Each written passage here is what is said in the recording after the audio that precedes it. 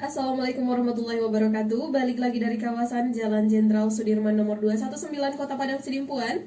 Rekan Rau kembali bersama Nada yang siang hari ini menemani ruang dengar Anda ya di edisi hari ini Senin 31 Agustus 2020.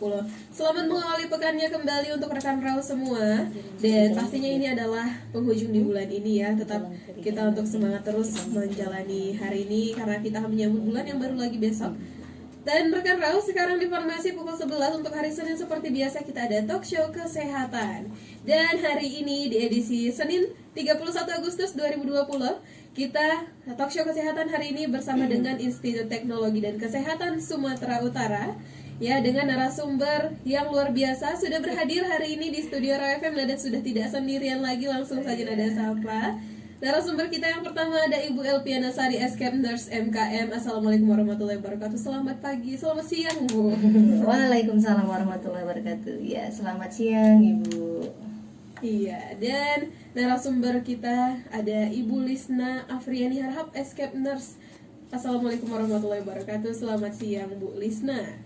Assalamualaikum warahmatullahi wabarakatuh. Selamat siang Bu. Iya, dan gimana dong kabarnya hari ini untuk Ibu Elpiana? Gimana kabarnya hari ini Bu? Alhamdulillah, meskipun suasananya di Kota Padang Sidimpuan cuaca mendung, bahkan hujan, tadi ada gerimis ya, jadi tapi itu tidak merupakan hambatan buat kita untuk sampai di Raw FM ini yang tercinta. Dan Ibu Lisna sendiri gimana kabarnya hari ini Bu? Alhamdulillah dalam keadaan sehat. Alhamdulillah dalam keadaan sehat, luar biasa sekali. Rekan Rau narasumber kita dan Nada juga sendiri dalam keadaan yang sehat hari ini. Kita berdoa, kita harapkan juga untuk rekan Rau semua yang mendengarkan kita juga dalam keadaan yang sehat selalu. Tapi sedikit nih Bu sebelum kita masuk ya. Oke, di baik, tengah cuaca yang berubah-ubah, apalagi pandemi saat ini, apa nih Bu tips dari Bu Elpiana untuk tetap sehat? Tetap harus menjaga daya tahan tubuh sendiri. Artinya memang bukan hanya protokol kesehatan yang harus dijaga, tetapi memang daya tahan tubuh artinya dengan banyak mengkonsumsi makanan yang bergizi, terus minuman juga agar tidak terjadi dehidrasi. Kemudian kita bisa mengkondisikan kitanya sendiri terhadap cuaca gitu. Meskipun memang sebenarnya cuaca mendung gitu tidak dibarengi dengan polutan atau polusi ya Bu ya, tetapi memang cuaca yang mendung ini juga berpengaruh sangat kepada daya tahan tubuh kita. Oke deh, jadi itu tips sehatnya Ibu Elpiana Sari di tengah-tengah kondisi kita saat ini. Kalau Ibu Lisna sendiri gimana tips sehatnya Bu? Apalagi di tengah pandemi, di perubahan cuaca yang tidak menentu gini Bu. Tetap jaga daya tahan tubuh dengan berolahraga, minum vitamin, kemudian menghindari yang namanya jaga kesehatan, polusi, jangan tetap jaga daya tahan tubuh gitulah. Tetap jaga daya tahan tubuh. Oke deh, luar biasa sekali. Jadi tips-tips dari Ibu Elpiana dan juga Ibu Lisna tadi bisa rekan Rau semua terapkan. Dan juga hari ini talk show kesehatan bersama Institut Teknologi dan Kesehatan Sumatera Utara kita membahas mengenai ada apa dengan perawat. Itu ya Bu tema yang akan kita bahas yang hari ini. Iya benar sekali. Ada apa dengan perawat? Ada apa gitu ya? Iya ada apa ya? Oke deh. Jadi rekan Rau, tema kita sangat menarik hari ini. Pastikan untuk rekan Rau tetap bersama kita, dengarkan kita di sini ya untuk talk show kita siang hari ini. Oke deh. Jadi kita langsung aja nih Bu mengenai tema kita ada apa dengan perawat. Oke deh. Jadi boleh langsung disampaikan untuk Ibu Elpiana atau Ibu Lisna terlebih dahulu nih, silakan. Ya, silakan. Oke, terima kasih Mbak. Jadi begini, sebenarnya gimana ya perawat, ada apa dengan perawat? Mungkin orang bertanya-tanya kok kenapa emang perawat kan gitu ya. Tapi sebenarnya perawat ini kan sudah lama gitu. Jadi mungkin sekilas saya jelaskan dasar dari munculnya perawat itu gitu. Jadi perawat itu berawal dulu dari benua Eropa sendiri yang dipelopori oleh salah satu wanita, itu Florence ya. Kalau kita di orang kesian Florence Nightingale gitu ya.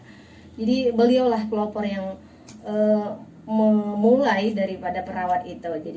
Jadi di situ ada banyak sekali memang sejarahnya. Jadi memang betul-betul pada saat itu tidak ada yang dikatakan perawat. Jadi dari perjalanan beliau daripada masa-masa peperangan itu dengan hati nurani yang melihat prajurit-prajurit yang berperang itu terluka, jadi bahkan sampai tengah malam pun beliau keluar melihat, mungkin jadi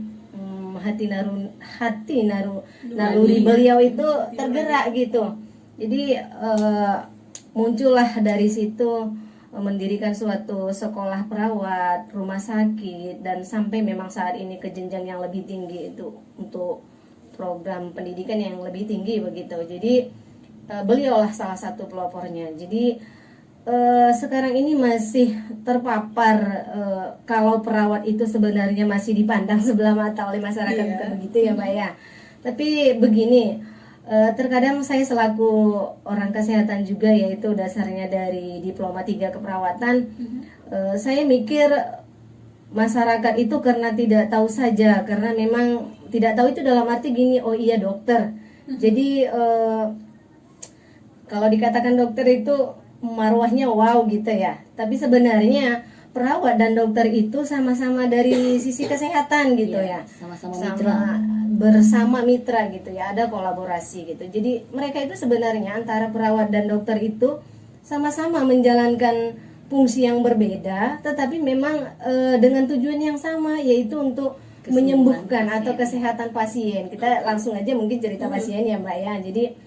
Jadi kalau bicara lagi tentang tugas sekunder masing-masing, misalkan dari perawat dan dokter gitu. Jadi tugas sekunder itu, tugasnya masing-masing itu adalah, mungkin kalau sebagai perawat dia kan lebih fokus kepada perawatan.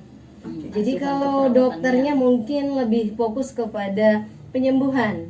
Kalau kita bicara penyembuhan tentunya itu ke ranah atau fisik gitu. Jadi kalau perawatan itu lebih mengarah kepada psikologisnya, kemudian sosial, kulturalnya, dan lain sebagainya gitu. Tapi ada masanya kita itu kalau bicara tentang tugas sekunder dari masing-masing perawat dan dokter itu ada kalanya mereka itu berganti. Ada saatnya memang perawat itu menjadi melaksanakan tugas sekunder dokter. Begitu juga sebaliknya, dokter itu ada saatnya menjalankan tugas sekundernya dari perawat. Jadi memang iya benar, saling berhubungan. Jadi memang itulah yang dikatakan mitra, harusnya ada kolaborasi. Jadi memang tujuannya itu, kalaupun dia dokter sebagai fisik, kemudian perawat sebagai perawatannya, tapi memang tujuannya itu untuk mencapai kualitas hidup dari pasien yang telah mereka rawat gitu ya. Jadi memang di situ aja sih sebenarnya perbedaannya, namun tujuannya sama gitu. Jadi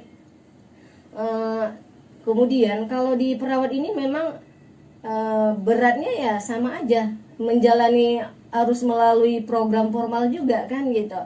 Jadi memang mulai dari yang serendahnya itu adalah diploma 3 keperawatan.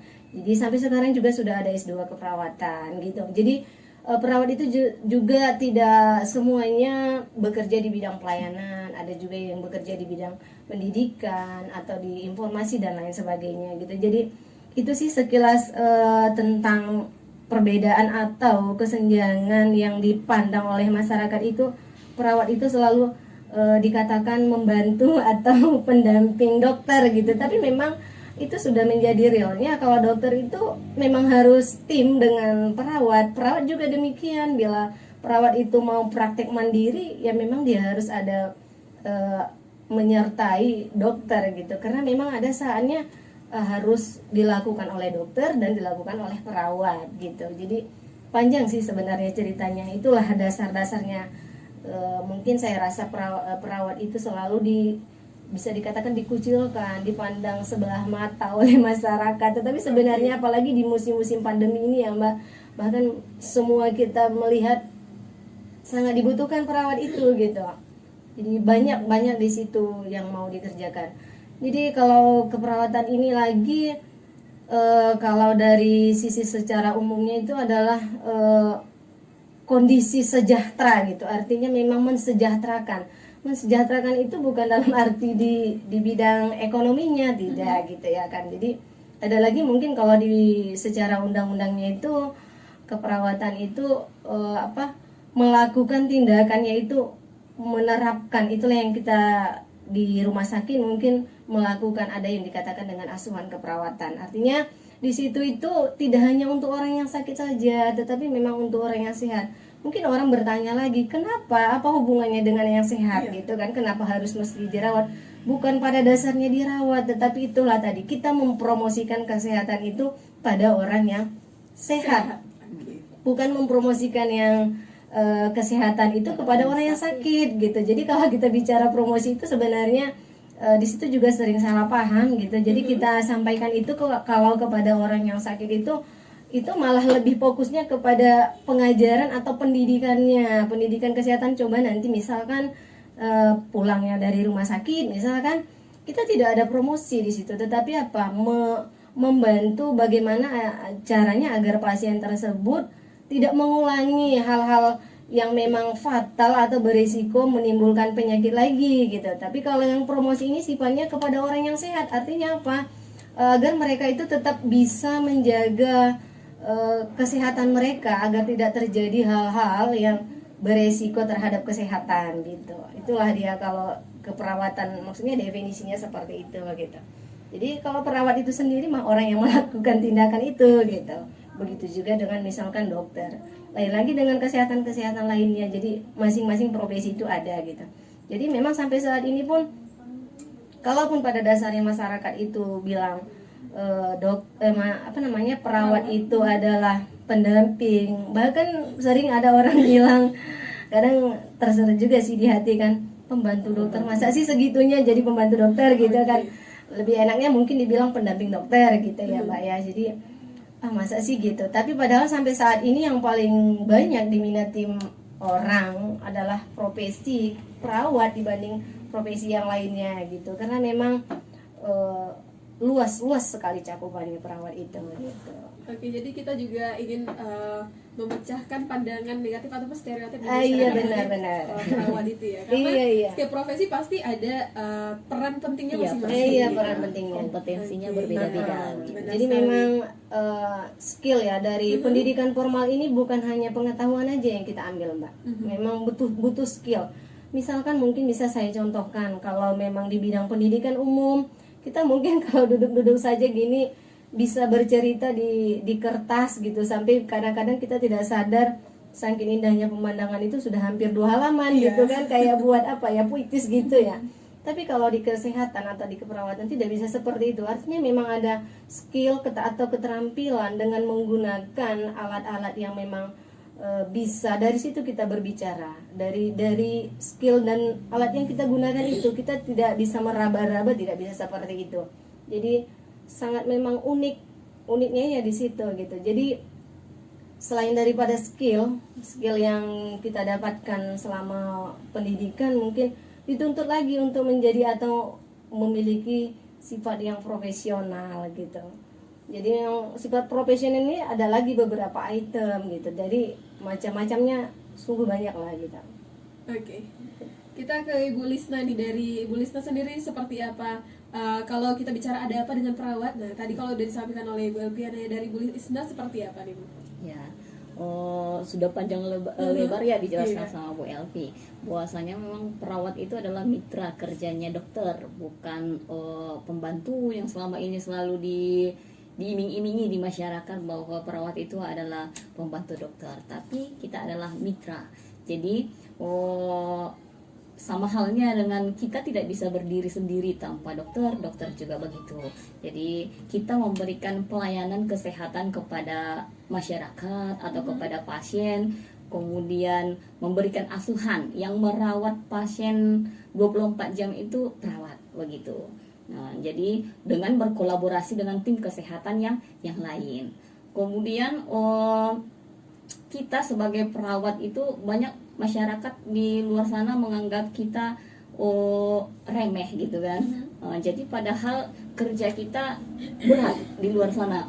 Seperti sekarang ini yang kita lihat di masa pandemi COVID ini, bahkan kita perawat dikatakan sebagai garda terdepan gitu kan. Iya. Garda terdepan. Kenapa dikatakan garda terdepan gitu kan?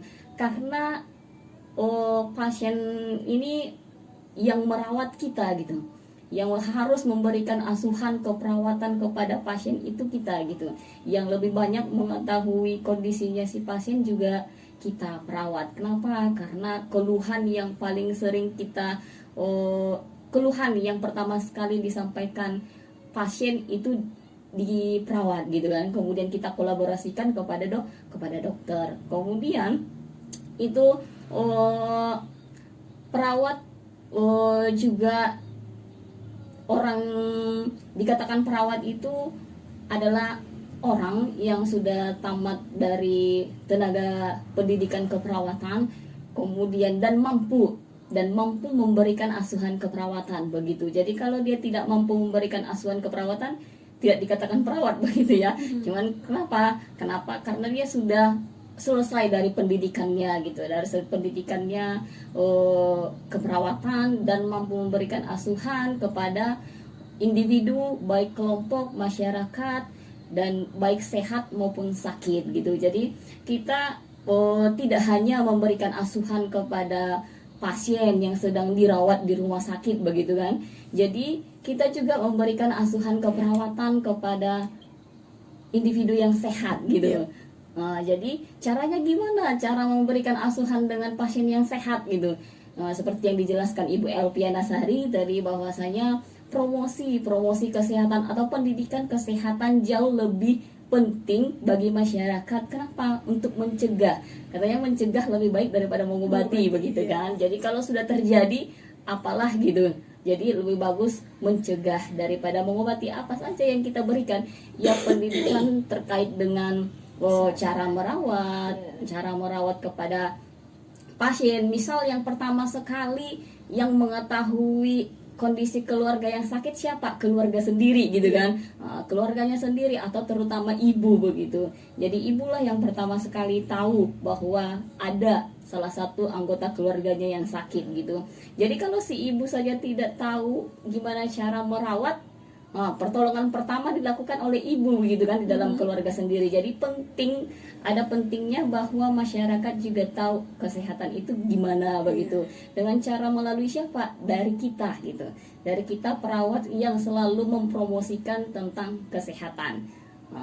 Jadi sehingga pertolongan pertama dilakukan ke ibu, kemudian jika kebanyakan masyarakat merawat terlebih dahulu di rumah begitu kan, merawat terlebih dahulu anggota keluarganya di rumah, kemudian kalau memang tidak bisa ditangani, biasanya terkadang di luar sana banyak orang yang sudah tahu obat sakit demam apa gitu kan, jadi penanganannya sudah langsung tahu di rumah begitu. Kemudian kalau tidak bisa dirawat sendiri, baru kemudian dibawa ke pelayanan kesehatan begitu kan.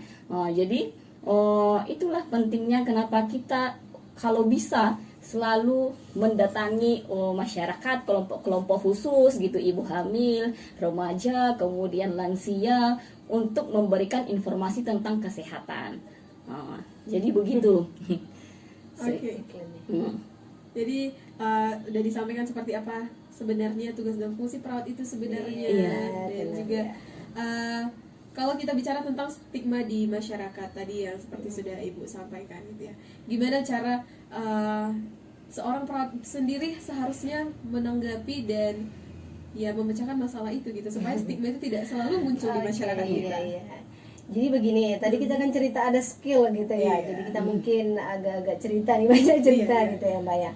Jadi skill itu kita sudah tahu apa yang harus dikuasai, yaitu keterampilan dari pengetahuan itu sendiri. Jadi dibarengi dengan sifat profesionalnya. Sifat profesional itu harus seperti itu, memang harus dimiliki oleh seorang perawat. Misalkan yang pertama mungkin perawat itu harus mampu meningkatkan keterampilan atau kesejahteraan masyarakat. Yang dikatakan tadi yang saya sebut pertama, mungkin kesejahteraan itu bukan kita harus membantu dia di sisi ekonomi, tidak gitu. Tetapi mungkin ketika pasien atau masyarakat itu memiliki masalah dengan kesehatannya, dengan komunikasi kita tanpa kita sebelum menetapkan kepada medis apa obatnya, dengan memberitahu seperti inilah alur penyakit bapak atau ibu seperti ini, dengan komunikasi yang memang efektif, itu mampu menghilangkan atau itu apa ya, dengan cara ramah tamahnya perawat itu berdiskusi tentang penyakit itu, memang dasarnya sudah tahu ya.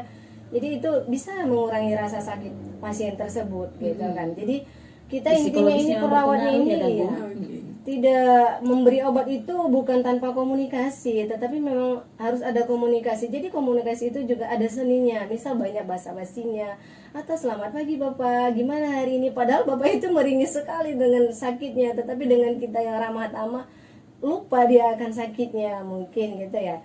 Terus mungkin yang kedua, menghargai hak-hak. Jadi kita kalau bicara hak ini, di situ ada hak pasien, ada hak perawat. Jadi keputusan masing-masing itu ada. Misalkan kalau pasiennya mau dirawat, itu memang harus menjadi keputusan pasien gitu.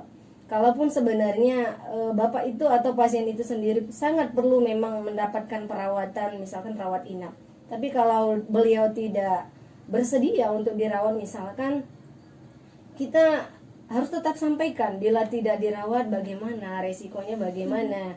Nah, kalaupun pada intinya, pada keputusannya memang tidak jadi dirawat, nah, itulah merupakan makna daripada hak-hak masing-masing. Jadi yang ketiga mungkin menghargai martabat. Nah, di sini lagi kalau martabat ini kalau kita bicarakan secara umum mungkin si Mbak sendiri mungkin kalau bicara martabat ini kan orangnya bagaimana ya, mulai dari ekonomi, sosial itu sudah komplit ya. Jadi kalau kita bicara komplit itu sudah misalkan seperti makanan ada telurnya, ada ayam goreng gitu kan. Jadi kalau di sisi keperawatan ini yang kita maknakan dari martabat itu adalah kita mampu itu menghargai, menghormati, artinya memperlakukan pasien itu secara etis gitu. Jadi yang kita artikan secara umum dengan perawatan atau kesehatan ini, itulah bedanya gitu ya Mbak. Kemudian tindakan-tindakan yang kita lakukan itu mengandung nilai dan memang harus memunculkan nilai. Nilainya dari mana? Jadi kita melakukan praktek itu bukan tidak ada standarnya. Kalau kita bilang di orang kesehatan itu adalah SOP gitu ya. Iya benar, ada SOP-nya gitu. Jadi ada alurnya, tidak bisa lompat langsung ke nomor 3. Jadi memang harus dimulai dari nomor 1 itu misalnya seperti itu. Dan memang kita memiliki kode etik gitu ya.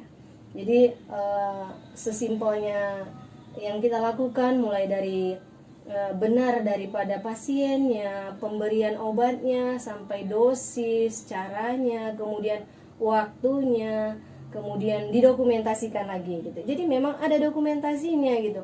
Jadi bukan berarti sudahlah biar bapak ini cepat selesai sembuh, kita kasih aja jam segini obatnya atau seluruhnya. Tidak seperti itu. Jadi memang itulah hal-hal terkecilnya gitu Mbak. Jadi mungkin berikutnya tetap menjunjung nilai, menjunjung tinggi nilai moral, legalnya, kemudian kemanusiaan. Jadi kalau kita bicara moral lagi, jadi ada lagi nanti poin-poinnya. Kalau kita bicara moral itu ada keadilan, kemudian ada tidak membedakan satu sama lain, kemudian jujur ya, jujur sangat penting sekali gitu, jujur. Kemudian tentunya tidak merugikan gitu ya, tidak merugikan pasien itu sendiri, misalnya dalam hal-hal seperti pemberian obat gitu kan, kita apa ya dibilangnya, yang pastinya tidak merugikan gitu ya. Nah jadi banyak sekali yang harus kita, itulah beberapa keunikan kalau kita jabarkan dari moral. Jadi memang privasi, satu lagi privasi itu sangat perlu dijaga, artinya baik itu privasi pasien itu sendiri ataupun privasi daripada perawat sebagai pelaku tindakan keperawatan gitu. Jadi lingkupnya luas nih Mbak. Jadi unik sih sebenarnya kalau cerita perawat ini. Kalaupun sebenarnya kita sebagai perawat sangat dipandang masyarakat luas sebagai pembantu gitu, sebagai pembantu dokter. Tapi memang seperti yang dikatakan Ibu Lisna tadi, sebenarnya kita lah yang hampir setiap saat itu bertemu dengan pasien. Kalau dokter itu mungkin hanya pada saat visit, kemudian ada hal-hal yang urgent gitu, atau ada tindakan-tindakan yang harus dilakukan oleh tangan dokter, ditangani oleh dokter gitu. Jadi kalau perawat ini memang bisa dikatakan adalah 24 jam, kalaupun sebenarnya ada yang kalau di rumah sakit itu ada pergantian shiftnya gitu. Oke deh. Jadi kalau tadi ada disampaikan bahwasanya harus dibarengi dengan keprofesionalitasan supaya kita bisa sifat yang profesional. Iya. Nah, kita pengen tahu juga nih Bu, sebenarnya apa sih yang berat dalam menjalani profesi tenaga kesehatan khususnya perawat ini ya? Apalagi kalau kita lihat di masa pandemi ini, apakah salah satu terberat itu adalah kita harus siap gugur. Kita lihat perawat kita yang luar biasa sekali menangani pasien-pasien, ada yang gugur dalam saat menjalani tugasnya gitu. Apakah itu salah satu hal terberat juga di saat kita harus siap untuk gugur di saat kita menjalani tugas gitu, atau apa hal-hal lain yang terberat dalam menjalani profesi ini. Boleh mungkin untuk Bu Lisna terlebih dahulu kita mau dengar seperti apa, Bu? Ya, jadi berat sebenarnya, dikatakan berat sih benar. Cuman itu kembali lagi, begitu kita lulus dari pendidikan keperawatan, itu kita sudah disumpah begitu kan, sudah disumpah bahwasanya kita memang benar-benar mau menjalankan profesi keperawatan ini dengan penuh keikhlasan. Jadi dikatakan dengan penuh keikhlasan, jadi apapun itu, kapanpun itu, dimanapun itu, bahwasanya kemudian tindakan apapun yang sedang terjadi kita siap gitu. Kita tidak bisa mengatakan, oh tunggu dulu ini benar-benar penyakit menular gitu, nggak bisa. Iya, benar. Jadi tapi dengan catatan tersendiri, proteksi diri kita juga tetap harus ada begitu kan. Jadi benar-benar harus ada perlindungan diri, walaupun sebenarnya ini benar-benar penyakit yang sangat menular gitu kan. Gimana pun cerita, jaga diri. Penularan ya seperti apa? Ya, gitu. kita sebagai seorang perawat juga kan sudah bercerita banyak sekali tentang kesehatan ataupun teori, sudah banyak tahu gitu kan. Jadi dari pasien pun datang, dari tanda dan gejala yang kita lihat, kita sudah tahu sendiri ini menular atau tidak gitu. Jadi pertama sekali yang datang itu di bagian IGD-nya gitu kan. Okay. Jadi proteksi dirinya harus memang sudah ada begitu. Jadi benar-benar siap gitu, siap menjalani apapun resiko yang terjadi. Itu iya, exit gitu atau meninggal gitu ya. Jadi memang pada umumnya sudah terlihat memang meninggal gitu. Tapi kan walaupun seperti itu kita bukan berarti menolak karena memang itu sudah tugas, tanggung jawab, sudah ada menjadi tugas sumpah, kita gitu, sudah disumpah, kemudian benar-benar dari hati lah begitu, naluri, ada panggilan jiwanya gitu. Menjadi seorang perawat itu ada panggilan Jadi jiwa. memang perawat itu ada nalurinya, harus ada naluri. Harus ada naluri. Walaupun memang kita lihat pada dasarnya sebenarnya perawat ini adalah perempuan gitu. Iya, kebanyakan. Jadi kalau dulu itu di sejarahnya Mbak, perawat itu perempuan, laki-laki itu sebagai pengangkat bila ada yang meninggal. Iya, dulu. Nah, gitu. Kenapa Pertama demikian? sekali. Karena memang yang memiliki hati naluri itu adalah perempuan, jiwa seni perempuan. Jadi tapi sih bukan berarti tidak Laki-laki boleh tidak, laki-laki menjadi perawat, boleh sah saja. Tapi itulah dasarnya. Kita selalu bilang naluri, pakai naluri gitu. Jadi itu sebenarnya itulah dasarnya munculnya naluri itu juga gitu. Jadi ada naluri, Iya, ibaratkan benar. seorang ibu kepada anaknya, iya. perawat ke pasien Iya, ya. memang harus Benar, gitu. harus begitu. Naluri. Harus Oke. naluri gitu.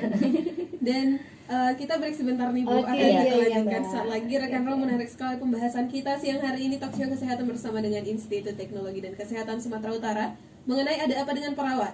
Jadi rekan Ro pastikan untuk pantengin kita terus, jangan kemana-mana. Kita akan kembali sesaat lagi masih di 105 Ro FM Your Lifestyle. Itu tadi sekilas cerita kita tentang perawat, betapa asiknya. Jadi jangan ragu lagi kepada masyarakat, para orang tua yang kami cintai dan kami sayangi.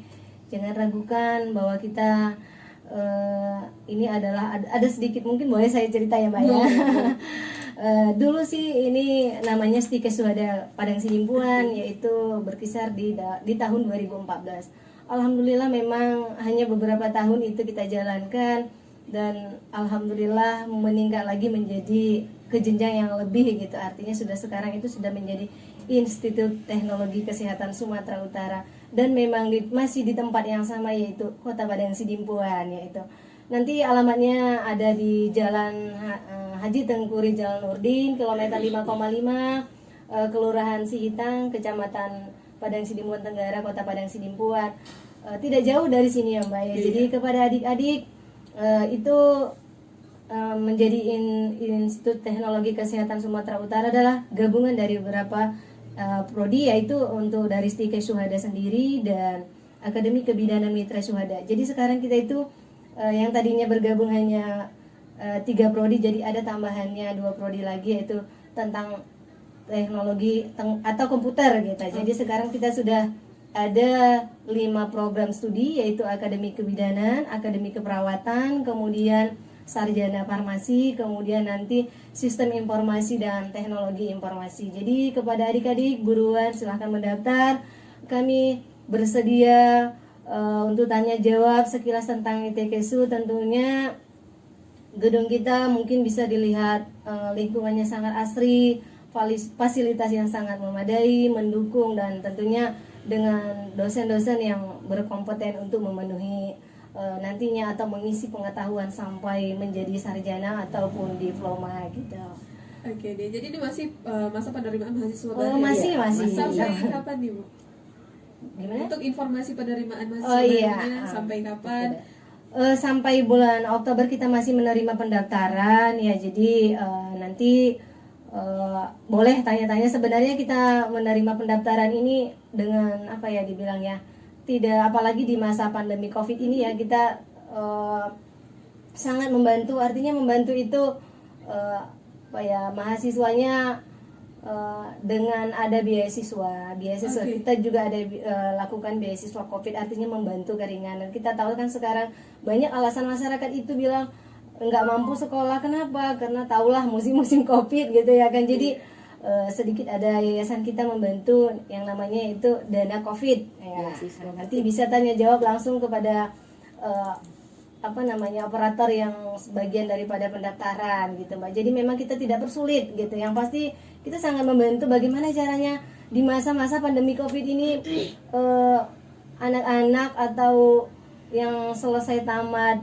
baik itu SMA sederajat yang memang ingin betul-betul melanjutkan perkuliahan tapi dengan memang karena alasannya demikian, itu jangan kita ragukan. Memang insya Allah ITKSU ini sangat membantu untuk mendapatkan apa yang diinginkan oleh generasi penerus gitu. Oke deh, jadi jangan khawatir. Iya, masih bisa jangan terus khawatir, melanjutkan masih bisa pendidikan. terus melakukan pendidikan meskipun Iya. masanya sekarang ini adalah pandemi. Oke, mungkin ini untuk yang ingin tahu informasi selengkapnya bisa lihat informasinya di mana nih Bu? Di website. Di website Nah, bisa, website iya. Nanti di situ mau melakukan proses pendaftaran juga bisa dilakukan di website kita, gitu. Oke, dari Bu Lisna mungkin ada yang tambahkan mengenai Institut Teknologi dan Kesehatan Sumatera Utara.